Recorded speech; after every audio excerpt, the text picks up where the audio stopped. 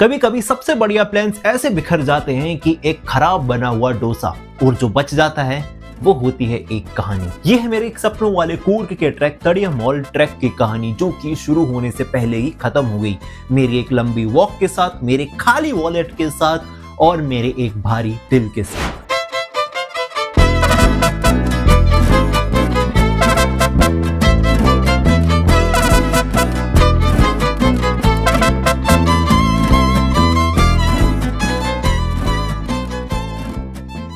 ये सब कुछ मेरे एक दोस्त के मासूम से फोन कॉल से शुरू होता है। चलो कूर्ग चलते हैं, उसने बोला, और बस हमारा एडवेंचर सेट हो गया।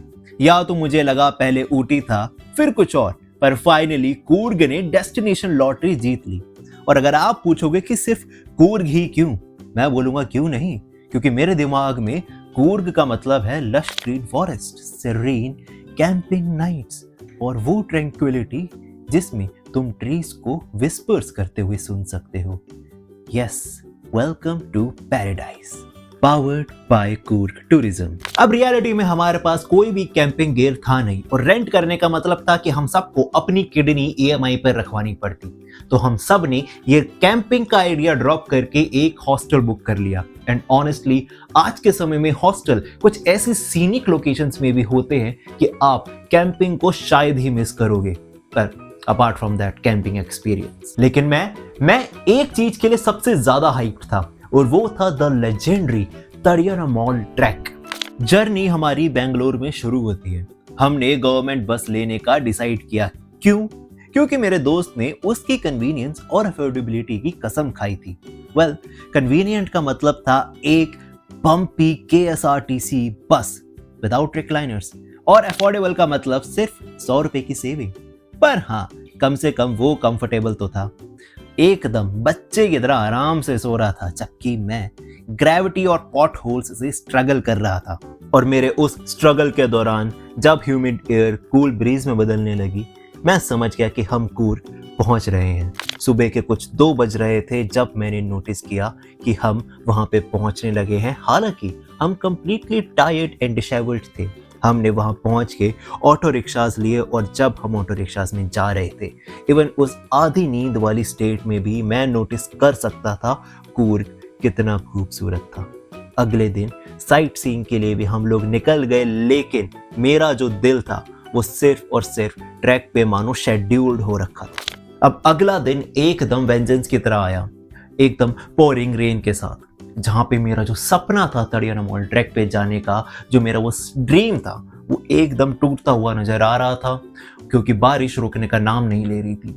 और मैं इसी दुख, दर्द और पीड़ा के साथ अपने बेड पे क्रॉल करते हुए वापस जा रहा था।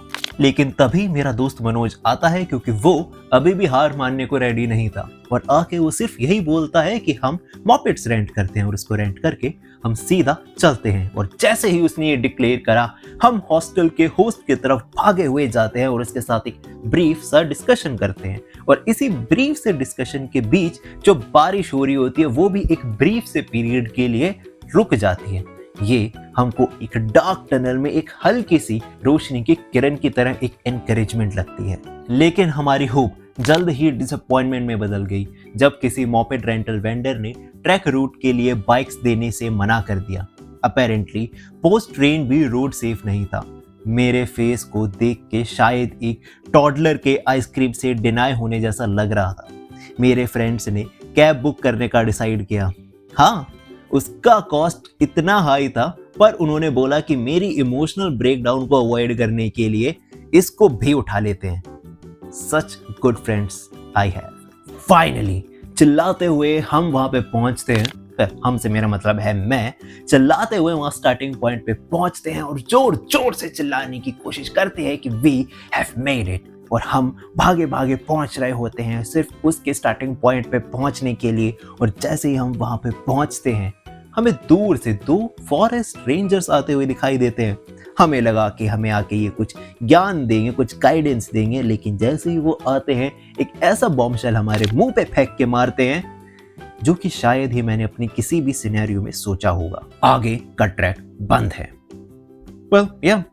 वो आके बोलते हैं कि ट्रैक बंद है, और सिर्फ आज ही नहीं बल्कि पिछले 2 महीने से बंद है।